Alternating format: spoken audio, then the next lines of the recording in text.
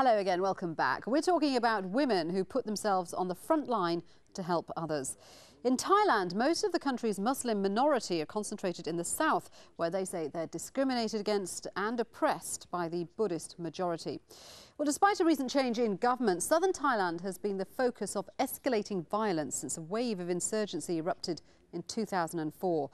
Over 2,000 people have died, and shootings and bombings have become an almost daily occurrence. Despite the danger, a group of nurses have elected to stay and treat patients, risking their own lives to do so. Everywoman met Aunanong and Salina, a Buddhist and a Muslim, two of the brave nurses of Southern Thailand.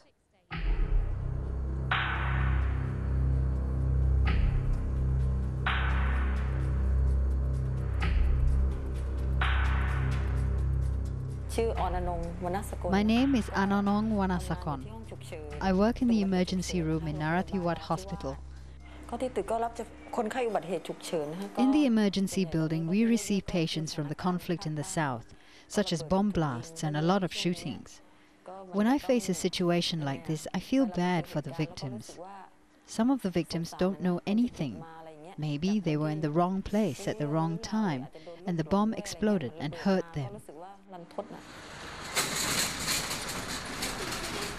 Aunanong is one of the few emergency nurses who have chosen to stay on.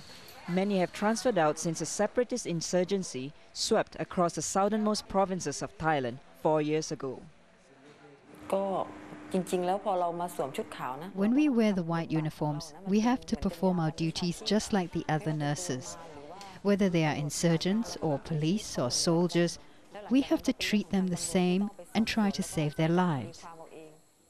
Here, in the predominantly Muslim South, Aunanong's Buddhist faith makes her a target, while Muslims like fellow nurse Salina are at risk simply for taking a government job.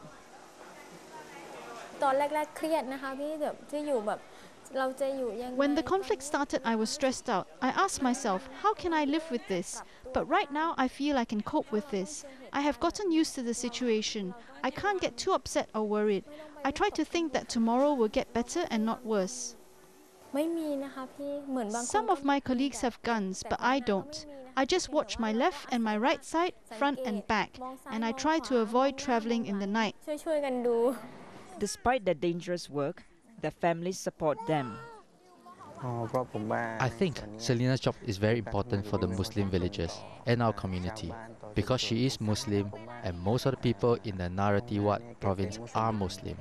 The majority of the people here have a problem communicating because most of them are Malays and cannot speak Thai.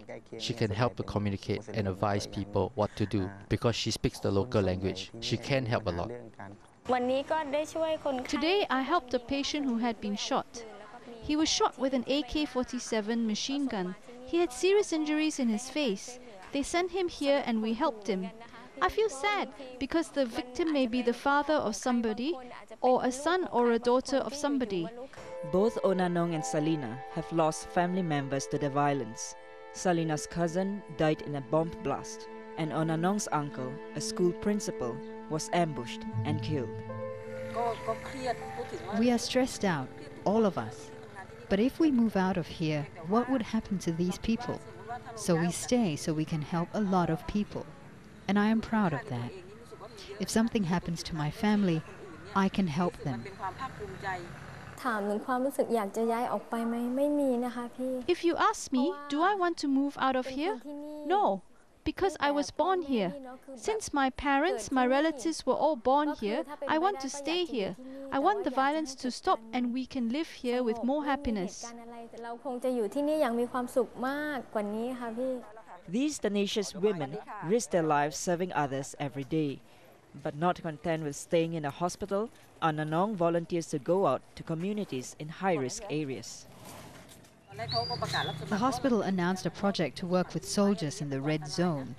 This is dangerous for me, but my husband tells me to go to make myself useful to the village. I have the knowledge at this point to help the local people, and I feel that I can get good karma. I don't know who to be afraid of because right now we don't really know who is causing the problems. Some people say the insurgents, some people say the soldiers. So sometimes we don't know who really did it. I don't know what to tell, so we have to watch out for everybody. I try to lead a normal life. After prayer, I ask for good luck from God and ask to be spared from further bombings and shootings. Sometimes I think back about myself. If it happened to my family, how would it turn out? In the future, I think that everyone will have the same hope. We want the situation to get better and more peaceful. No more bombs, no more shootings. Now, finally, on this programme, what do you do when your loved one is killed by your bitterest enemy? Fight back? Seek revenge?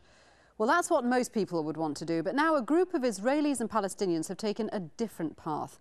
The Parents' Circle is the first organisation of its kind where bereaved families from both sides of the conflict have come together to stop the violence. Everywoman's Mariam Shaheen went to meet some of these extraordinary people.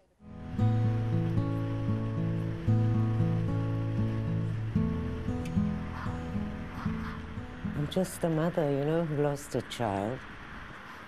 And I think I realized very early on that the person who killed my son didn't do it because he was David. He did it because he was a symbol of an occupying army. I think the whole journey of reconciliation and of what I'm doing now really came out of this first basic understanding. When the soldiers came to tell me that David had been killed, almost one of the first things that I said was, "You may not kill anybody in the name of my child." Robbie Damlin's son David was killed here at this Israeli army barracks inside the West Bank. A single Palestinian sniper shot him and 9 other soldiers from the hills across this street. Israeli soldiers stopped my older brother Yusuf. He was 32 years old, and a soldier shot him 70 centimeters away from his head without any reason. He was not armed, he was not involved in anything, and he killed him. So I lost him. Until one day, my older brother told my mother that there is bereaved Israeli families asking to visit us. It touched me somehow, I don't know why. Maybe when you lose somebody, you know what does that mean. They were sitting in our home, start talking about their own stories, and my mother started talking about her personal life. And after half an hour, everybody was crying.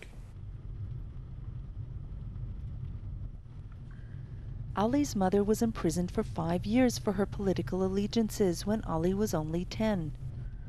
And he too ended up in prison on 4 occasions. But both mother and son ultimately chose to pursue their struggle through dialogue with the Israelis. After a process in the Parents' Circle, now I'm targeting the fear of those people. My enemy is their fear. Today, Ali and Robbie share their personal histories of the conflict and their beliefs in coexistence with Arab and Jewish communities all over the world. You see, once you let go of being a victim is the beginning of finding a new way, because if you give up the victimhood, you come to a very sad period in your life. But it's also a way to move on, and it's also a way to become effective, because the anger keeps holding you back from doing something constructive. Robbie and Ali are at Oxford University in England to address a group of British and international students. We are more than 500 families who have all lost immediate family members. It's so easy to go on a path of doing nothing. You know, I could sit at home and just wait for the Messiah. If you look at the average Jewish Israeli, their whole psyche is made up of fear. And so if you can handle that fear by building trust, then I think a lot of the violence will quieten down. First of all, we are not guilty as Palestinians in the Holocaust. But as a price of this fear, we are paying our land, our right, our dreams, everything. Ali is not afraid to link the pivotal moments of one people's tragedy with that of another, something many Palestinians and Israelis shy away from. But he is no apologist either. I can't erase the anger. The anger will not disappear, because living under occupation, to be stuck in checkpoint, to see pregnant women are dying there, under this excuse of security. The anger on the side of the Palestinians have to be addressed by showing that there is hope. Because when people don't have any hope, that's when they go and kill themselves, because what difference does it make? You know, there's nothing to live for, really. And sadly, that's the last programme from us here at Everywoman. I hope you've enjoyed the series. For us, it's been remarkable meeting and filming such extraordinary women and reporting on extraordinary achievements. And we'd like to thank you for all your comments and opinions since our launch in 2006. Now, we will be reading our emails for a little while longer, so do get in touch via everywoman@aljazeera.net. But from all the team here, especially from me, goodbye and thanks for watching.